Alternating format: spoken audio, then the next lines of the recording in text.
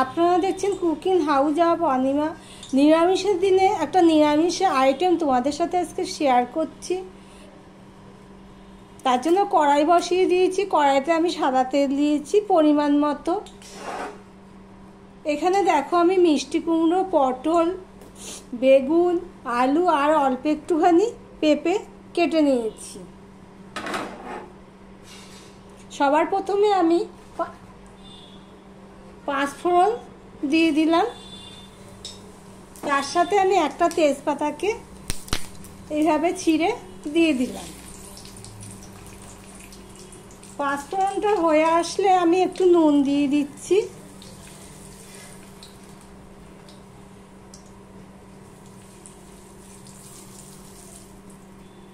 আর এখানে আমি দেখো 4-5টা কাঁচা লঙ্কা চিড়ে রেখে দিয়েছিলাম।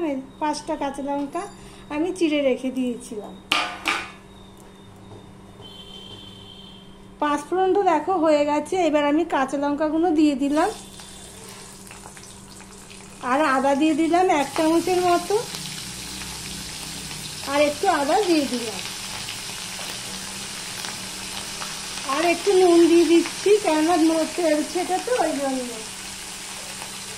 আদা কাঁচা লঙ্কা দিলেই দেখবো তেলটা ছেঁকে। আর একটু হলুদ দিয়ে দিলাম, তাহলে তুলনামূলকভাবে নুন হলুদটা দিলে তেলটা কম ছেঁকে। আবার ফোড়নের গন্ধটা বেরিয়ে গেছে। এবার আমি এই সবজিগুলো দিয়ে দেব। সবার প্রথমে আলু আর পটল আর পেঁপেটা দিয়ে দিচ্ছি।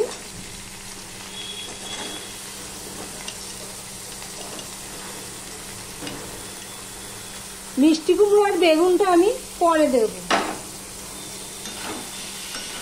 তো সম্পূর্ণটা মিশিয়ে নিয়ে আমি মিডিয়াম টু লোতে রেখে আমি রান্নাটা করব।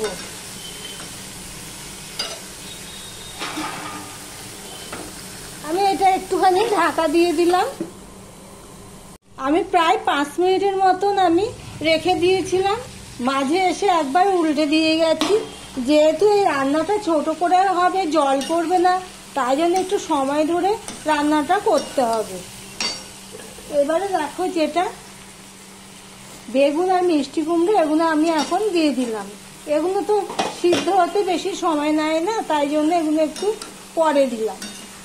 ও দিয়ে এই সবজিগুলো দিয়েও আমি মিশিয়ে নেব।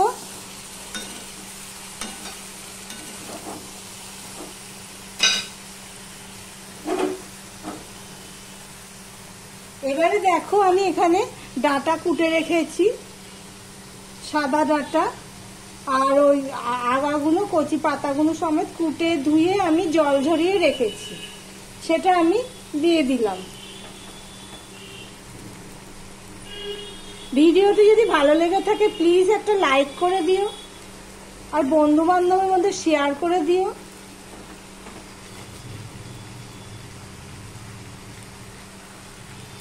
এবার আমি একটু ঢাকা দিয়ে দিলাম।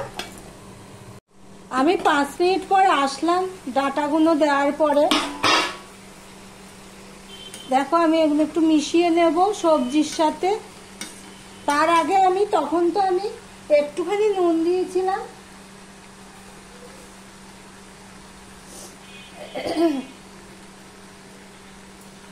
আমি এখানে 1 চামচের মতন নুন দিয়ে দিলাম। আর হাফ চামচের মতন হলুদ দিয়ে দিলাম। দিয়ে সম্পূর্ণ সবজির সাথে আমি ডাঁটাগুলো মিশিয়ে নেব। এই পর্যন্ত যারা ভিডিওটি দেখছো, লাইক করতে ভুলে গেছো, তাদেরকে বলছি ঝট করে একটা লাইক করে দিও। তরকারিটা হতে সময় নেবে, ডাঁটা চচ্চড়িও বলতে পারো। নিরামিষের দিনে এরকম একটা আইটেম থাকলে মন্দ হয় না। আমাদের তো সপ্তাহে 2 দিন নিরামিষ হয়, তাই জন্য এরকম নিরামিষ তরকারি হয়েই থাকে। তা আজকে সেটা তোমাদের সাথে শেয়ার করছি। সবজির সাথে সমস্ত ডাঁটা মেশানো হয়ে গেছে, নুন হলুদটাও মেশানো হয়ে গেছে। এবার আমি আবারও ঢাকা দিয়ে দেব। এই তরকারিটা যেহেতু জল পড়বে না, তাই জন্য সিমে করে দিয়ে সময় ধরে করতে লাগে। আমি 10 মিনিট পর আবার আসলাম। মাঝে এসে আমি 2 বার নেড়ে দিয়েছি। দেখো তরকারিটা প্রায় হয়ে এসছে, সমস্ত কিছু সিদ্ধ হয়ে গেছে, জলটা শুকিয়ে গেছে, সমস্ত কিছু সিদ্ধ হয়ে গেছে। এবারে এর মধ্যে আমি দেখো চিনি দিয়ে দিয়েছি প্রায় 1.5 চামচের মতো। নিরামিষ তরকারিতে একটুখানি চিনি না দিলে হয় না মিষ্টি। তবে যারা না দিতে চাও না দিও, তবে নিরামিষে একটু মিষ্টি দিলে স্বাদ খোলে সম্পূর্ণ মিষ্টি। তো আমি আবারও মিশিয়ে নেব।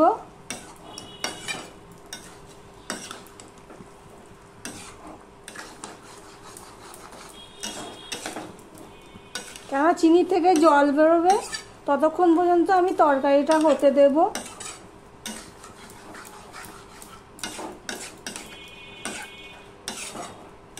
তবে ভিডিওটি আজকের মতন এখানেই শেষ করলাম। আবার অন্য কোনো রেসিপি নিয়ে চলে আসবো। টাটা।